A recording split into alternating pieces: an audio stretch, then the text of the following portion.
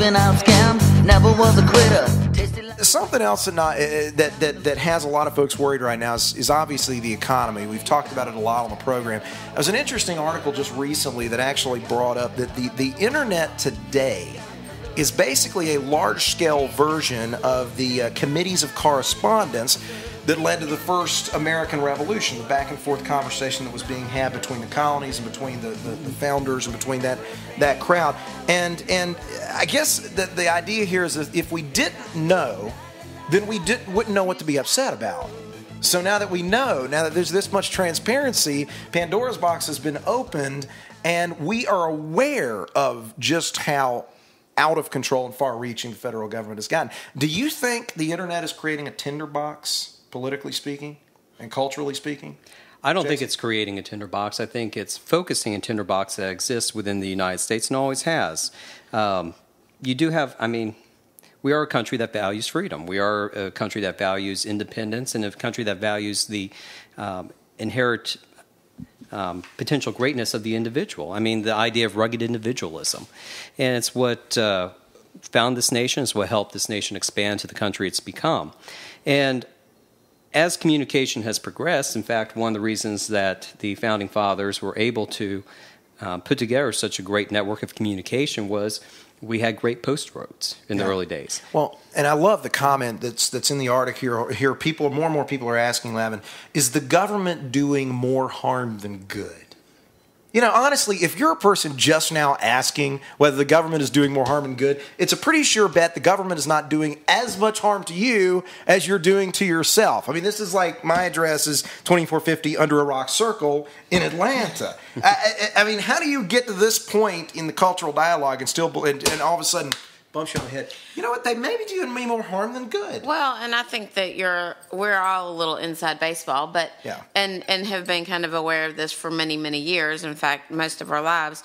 But I do think that some people more recently have kind of woken up to, wait a minute, the percentage of my income that's being taxed, and what is that going for, and how is that actually improving my life as opposed to how I can help my kids or help my family, or and just basic necessities like maybe roads without huge potholes, or just your basic your minimal, whatever the services that you expect government to kind of take care of, defending your country, or transportation, that kind of thing. You're like, whoa, everything's kind of out of balance. Everything's kind of out of line.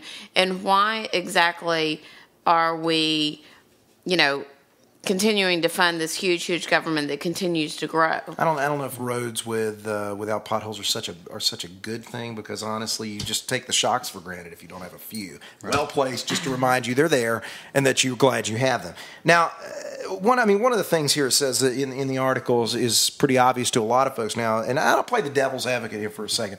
Big merit-based capitalism is losing and quickly losing in this administration to small government-based programs of their own.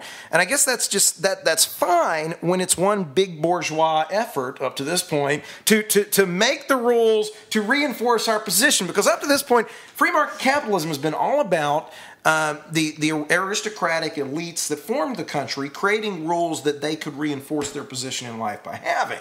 Like, the church reinforces your position in society. The family reinforces the fact that you're indoctrinating your children with the things that keep you above the fray, above the average, and the rest of them don't have access to that. So, we're killing a monster, aren't we, Jason? Well, I think the big problem we're looking at is with the redefinition of capitalism that has been done by the left and has been done by the elites.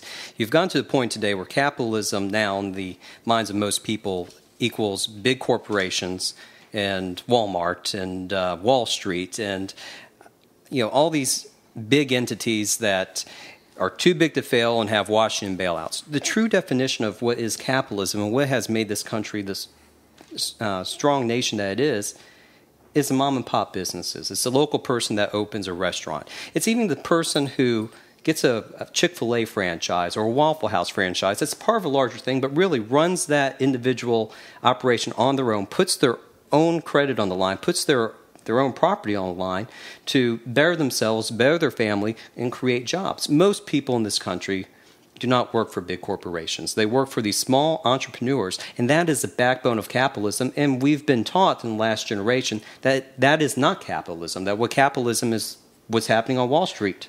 Well, but I mean, what's happening on Wall Street, what's happening in people's homes. I mean, it may have worked up to this point as all fine and good. Private property, for example. The article points out some interesting things that we have a system that was built on the value, almost as John Adams put it, the sacred nature of one's private property and private property rights.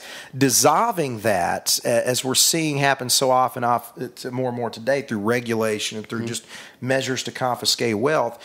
It just really doesn't go with our prurient nature, with the nature that we had developed from the Anglo-Saxon Protestant tradition we employed in this country, which I think is kind of an interesting point for the article to make, because didn't the Anglo-Saxon culture develop didn't they come and kind of pretty much take over England in the 11 and 1200s to eventually make it what it is now, England? So wasn't it taken by force to begin with? Isn't that the the common law tradition, which is what Adams and everyone talks about, developed later. That's where these property rights come from. Yeah. And really, it's not necessarily the Anglo-Saxons. I mean, you get down to the entire British system once you had a definable kingdom with one king and the Magna Carta. Most of these rights came under the Magna Carta and have developed first in England, then came over as part of our tradition. Yeah. So just quit getting so pissy about our tea parties. All right, we borrowed the idea from you. Okay, you beat us by several hundred years. Well, maybe we should reinstate the you can't vote unless you have own property. Oh. But that would just make sure the elitists. See, that's more of us trying to. Well, there's not just elite that own a little bit of property or a little bitty house here and there. I won't go there, but if I own a vending machine, I can vote. All right, there you go. Or buy one. I just like what Dorothy Rabinowitz, Wall Street Journal, is saying that we have an alien in the White House. We just got to understand this. Damn birthers, they just never quit.